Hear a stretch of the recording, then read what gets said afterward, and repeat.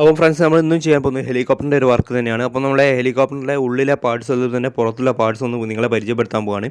അപ്പോൾ നമ്മൾ നേരെ ഈ ഹെലികോപ്റ്ററൊക്കെ ഒന്ന് പാർട്സ് ആക്കിയിട്ട് ഊരിയിട്ട് പാർട്സ് ആക്കി നിങ്ങളെ കാണിക്കുകയാണ്. അപ്പോൾ നമ്മുടെ ചാനൽ സബ്സ്ക്രൈബ് ചെയ്യാത്തവരാണ് സബ്സ്ക്രൈബ് ചെയ്യുക, അതിൽ തന്നെ വീഡിയോക്ക് ഒന്ന് ലൈക്ക് ചെയ്യുക. അപ്പോൾ നേരെ വീഡിയോസിലേക്ക് പോകാം.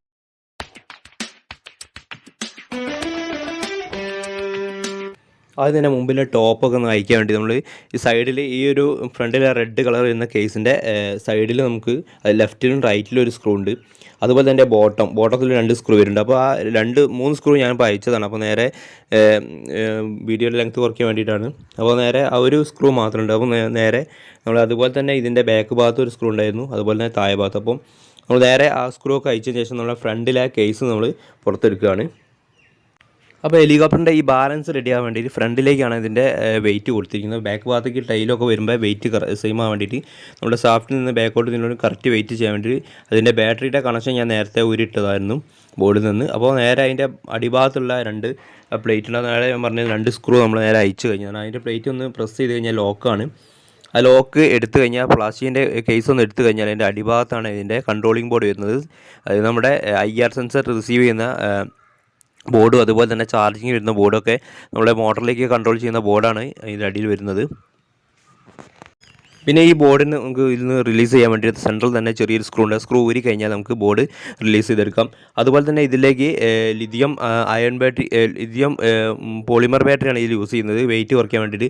ആ ഒരു ബാറ്ററിയുടെ 2 കണക്ഷൻ, അത് പ്ലസും മൈനസും. അതുപോലെ തന്നെ നമ്മുടെ 2 മോട്ടർ വരുന്നുണ്ട്, മൈക്രോ കോർലെസ് മോട്ടറാണ് വരുന്നത്. അതിൻ്റെ 2 മോട്ടറിൻ്റെ പ്ലസ് ഒരുമിച്ചാണ് അതിൽ സോൾഡർ ചെയ്യേണ്ടത്. അതുപോലെ തന്നെ ഇതിൻ്റെ നെഗറ്റീവിനെയാണ് കൺട്രോൾ ചെയ്യുന്നത്, ചാനൽ 1, 2.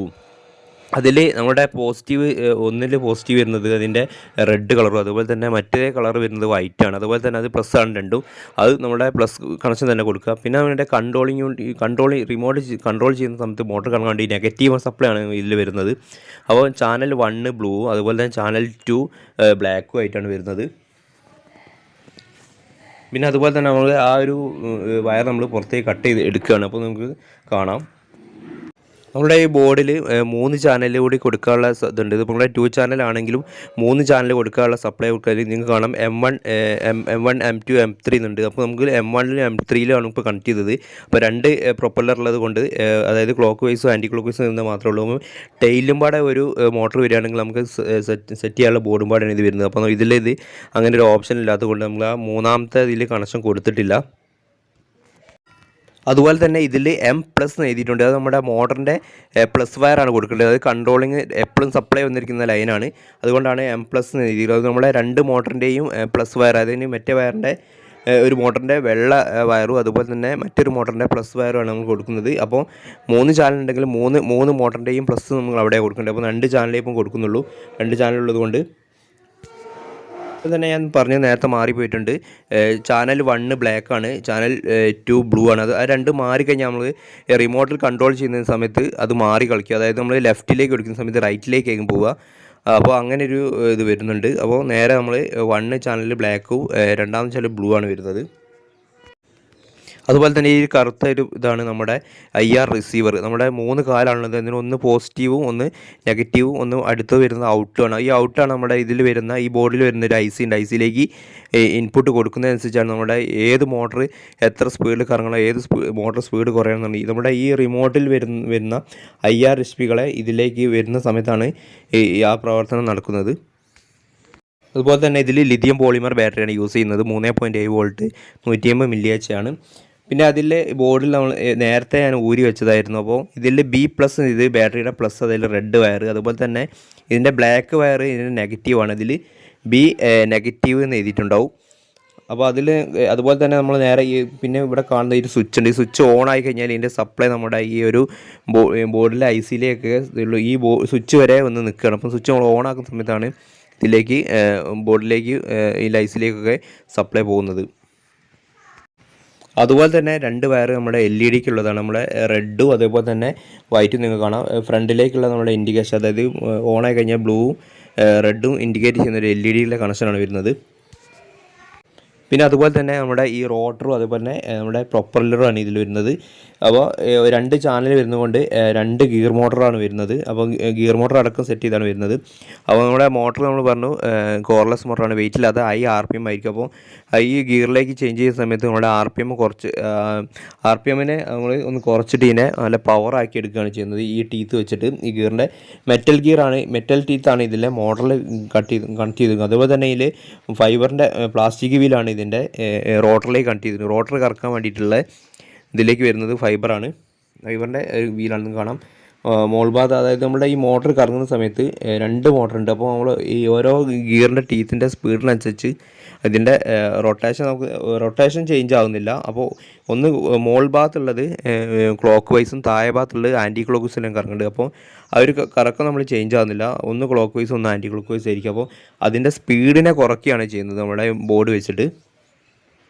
അപ്പോൾ നമ്മളിതിൻ്റെ റോട്ടർ നമ്മൾ കേസിൽ നിന്ന് ഊരിയെടുക്കുന്ന 2 റോട്ടറും. അതിനു വേണ്ടി ആദ്യം തന്നെ നമ്മുടെ ടോപ്പിലെ പ്രൊപ്പല്ലറിൻ്റെ മുകളിൽ ഒരു സ്ക്രൂ ഉണ്ട്. ആ സ്ക്രൂ അയച്ചു കഴിഞ്ഞാൽ നമ്മുടെ പ്രൊപ്പല്ലർ റിലീസ് ആവുന്ന സമയത്ത് നമ്മളെ റോട്ടറും അതേപോലെ തന്നെ മുകളിലത്തെ റോട്ടറും അതേപോലെ തന്നെ ഗിയറും ഫ്രീ ആയി പോരും. അത് കഴിഞ്ഞ ശേഷം പിന്നെ നമ്മുടെ രണ്ടാമത്തെ റോട്ടറും അതുപോലെ തന്നെ ഗിയറും വരുന്നത് അതിൻ്റെ കേസിലാണ് വരുന്നത്. അപ്പോൾ കേസിൽ നമുക്ക് നേരെ ഒരു ബുഷും, അതായത് ബെയറിങ്ങിന് പകരം ബുഷാണ് വരുന്നത്. അപ്പോൾ അതിൽ നമുക്ക് ഊരണമെങ്കിൽ ഒന്നെങ്കിൽ ആ ഒരു പിന്നെ ഷാഫ്റ്റ്, അതായത് നമ്മുടെ ഷാഫ്റ്റ് നമ്മുടെ പ്രൊപ്പല്ലർ കൊടുക്കുന്ന ആ ഒരു ലോക്ക് ഊരണം, അല്ലെങ്കിൽ നമ്മുടെ ബാക്ക് ഭാഗത്തെ വീൽ ഊരണം. അതിൽ ഒന്നെങ്കിൽ ബാക്കോട്ട് തട്ടണമെങ്കിൽ നമ്മൾ വൈറ്റുള്ള ഗിയർ ഊരുക, അല്ലെങ്കിൽ മോൾ ഭാഗത്ത് ഊരുക. അങ്ങനെ ഊരി കഴിഞ്ഞ് കഴിഞ്ഞാൽ നമുക്ക് നേരെ അതും ഫ്രീ ആക്കി എടുക്കാം. അതുപോലെ തന്നെ നമ്മുടെ പ്രൊപ്പല്ലറിൻ്റെ മുകളിൽ നമുക്ക് കാണാം, ഞാൻ ഇതിൻ്റെ മുമ്പേ ഒരു വീഡിയോ ഇട്ടിട്ടുണ്ട് ഊരുന്നതിൻ്റെ. അപ്പോൾ ആ ഒരു ലോക്ക് നമ്മൾ ഊരിയെടുക്കുന്നത് വീഡിയോ ഒക്കെ നമ്മൾ ചെയ്തിട്ടുണ്ട്. പിന്നെ അതുപോലെ തന്നെ നമുക്ക് വേറെ ടിപ്സ് കൂടി ഞാൻ പറയുന്നുണ്ട് ഇതിൻ്റെ കൂടെ തന്നെ.